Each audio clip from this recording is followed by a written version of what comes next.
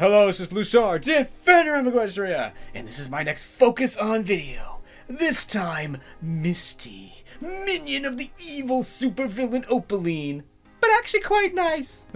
Which for Opaline and Misty is kind of a problem, so Misty is such an interesting character because the long story short is, despite being raised by a pony that is clearly very evil and selfish, she's just so nice and sweet. She's adorable. No pony would ever think that she's the minion of a supervillain, which might have been the reason why Opaline chose her to be her minion to begin with. So, as we get to know Misty, she doesn't really feel like a bad pony. I mean, even in her picture during the opening, it's like Opaline's like plotting, like, what was my next evil plan going to be? And she's be like, hi, I'm Misty. And even when she's trying to maniacal laugh with Opaline, she's not like maniacal laughing. She's actually just laughing, like happy laughing. It's like, I was thinking, no, Misty, you have to do it with feeling. Well, actually she is, but she's just channeling the wrong feeling. It's like, no, you're not supposed to be happy. You're supposed to be, I have come to take over the world.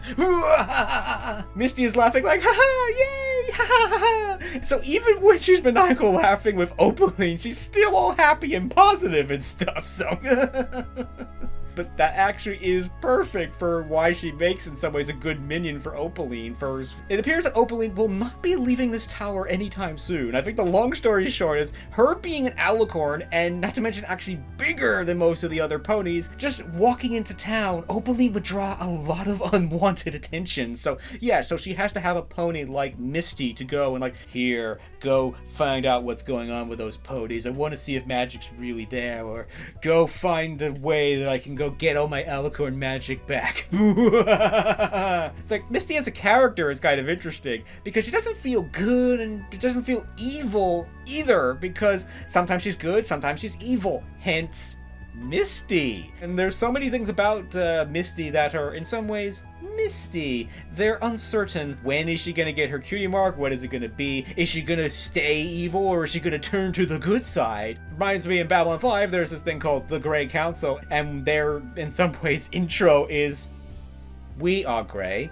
We stand between the darkness and the light. And I think that's exactly what's going on with Misty. She may be the minion of the supervillain, but right now she's standing between, good and evil. She can't really decide. Sometimes she's having a conflict of, I don't really want to do this, but I really, really want my cutie mark.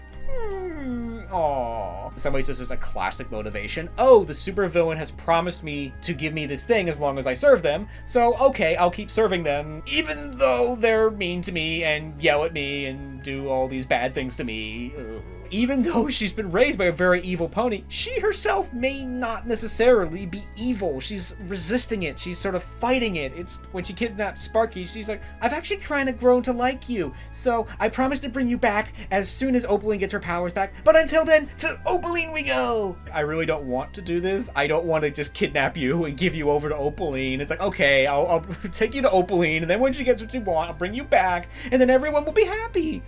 Right? Ooh. Misty is such an interesting character because for a pony of her age, she basically has no life experience. She's almost experienced like nothing. If you've seen Friendship is Magic before, you know that ponies get their cutie marks basically when they're like kids. So here she is basically an adult and she still doesn't have her cutie mark. I don't think we ever saw that in Friendship is Magic. It's actually an interesting question of exactly how old is Misty.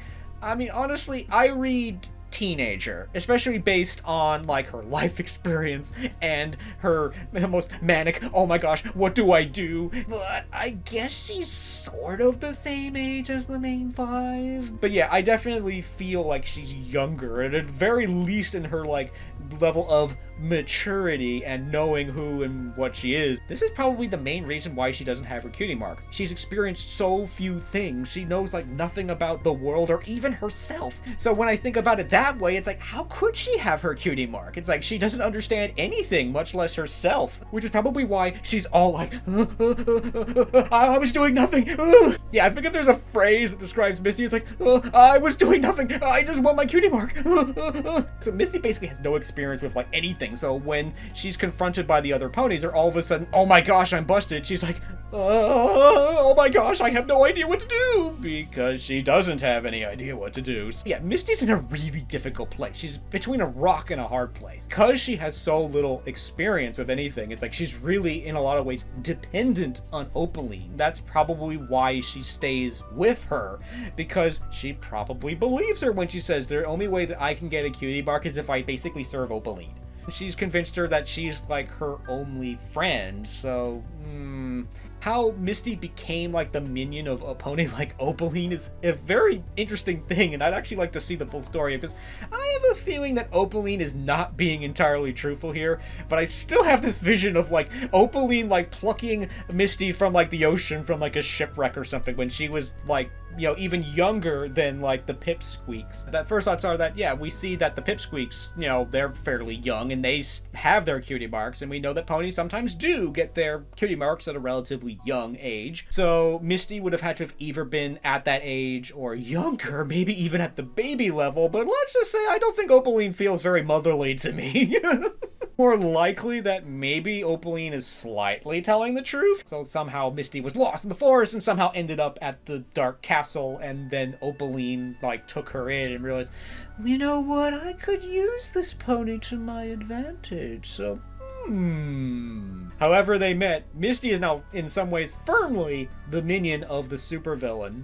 But at the same time, there's always these little cracks that are starting to form, and Opaline knows it. When she's at the sleepover, it's like, were you having fun with these ponies? She's realizing that, oh, wait a minute, she's actually starting to become friends with these ponies, and that could be dangerous for her. Opaline has basically convinced her that I'm your only friend, so if you turn against me, you basically have no pony to help you. Now that Misty is going out and like meeting friends and actually having friends, I mean, Izzy invited her to a sleepover by basically just walking into her at the street. She's wondering, wait a minute, these ponies are actually kind of nice to me. Maybe they're not so bad. Maybe I could actually be friends with them. It's a weird thing with the relationship between Misty and Opaline. One Hoof, she totally wants to serve Opaline to get, you know, her own cutie mark, but I think there's this side of her that's like scared of her. When she gives the dragon fire to Opaline, in some ways she should be kind of happy because, oh look, she's getting more powerful, this is great, this is what we both want. But she's like hiding in the corner like, I'm not sure if this was a good idea or not. It could also be that this is technically a failure. She asked her to get a dragon. It's like, here's a little spark of dragon fire. It's like, So she's probably hoping, I hope this works out, because I know if it doesn't, this isn't gonna end well for me, because Opaline will be really mad. I have a feeling it's a little bit of both. At the same time, it makes total sense for her to fear Opaline. Opaline is bigger and more powerful than Misty could ever hope to be. So their relationship is kind of interesting. I think Misty, to some degree, actually does care about Opaline, but at the same time, she's afraid of her because she knows what she's capable of doing. And there's times where she's being outright abusive to her. At the end of Have You Seen This Dragon, she's in her room crying. Opaline has just unloaded like all her anger and her frustration right at Misty, because yes, this was technically a failure. In some ways she has reason to be mad, but she's completely unloading everything on Misty. But that's why it's so hurtful to Misty. She's tried so hard to please and serve Opaline. That scene was so hurtful to Misty, and Opaline completely doesn't care. Of course, we all know she's a supervillain. We know she doesn't care. Misty knows that Opaline is abusing her. She says it herself. For a pony made of fire, I've never known a pony so cold. Unfortunately, even just looking briefly at her room, there's like nothing here. But however, there is good news. Now that she's met the main five, there could be hope for her yet. There's plenty of theories and ponies that think that Misty is gonna betray Opaline and join the main five, maybe even become the sixth member of the main five. So that's obviously in some ways the big question, is what's gonna happen next with Misty? I think the short answer is that Misty is gonna join the main five at some point. Whether it's, you know, the sixth member of the main five or just a friend of the main five. And a show like this, I don't think they're gonna add like another member to like the main cast, but absolutely Misty is gonna leave or be thrown out by Opaline and basically become Pony in Maritime Bay. I don't think they would be trying to, you know, have us have sympathy for Misty if they weren't gonna do something like that. A lot of minions in children's television shows are just some poor character for the supervillain to kick around when things don't go well.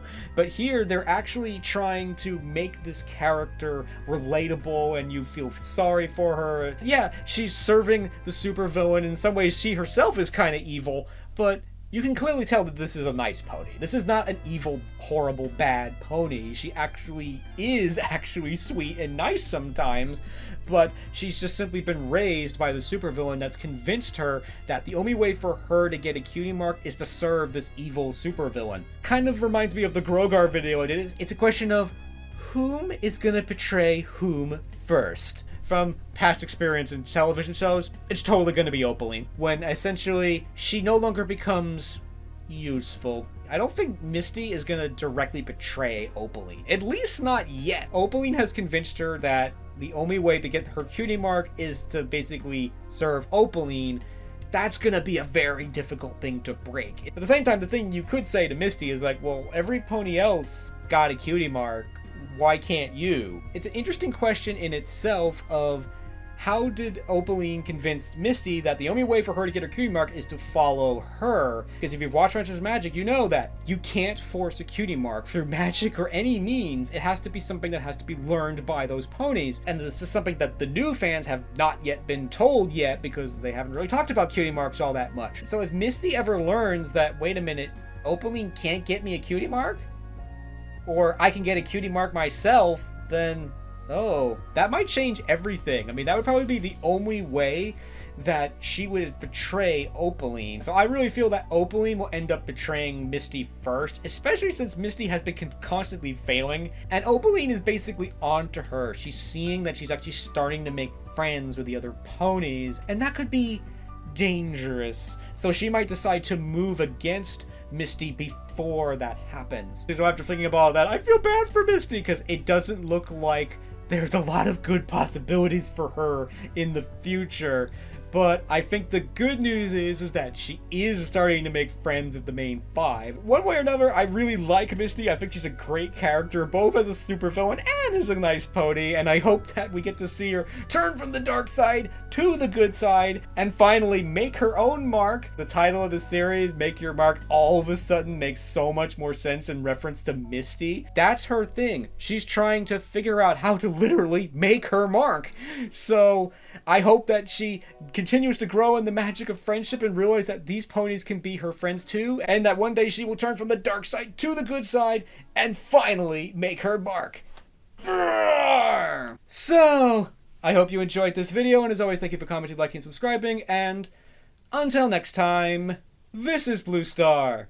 Stay strong and pony on. Blue Star out.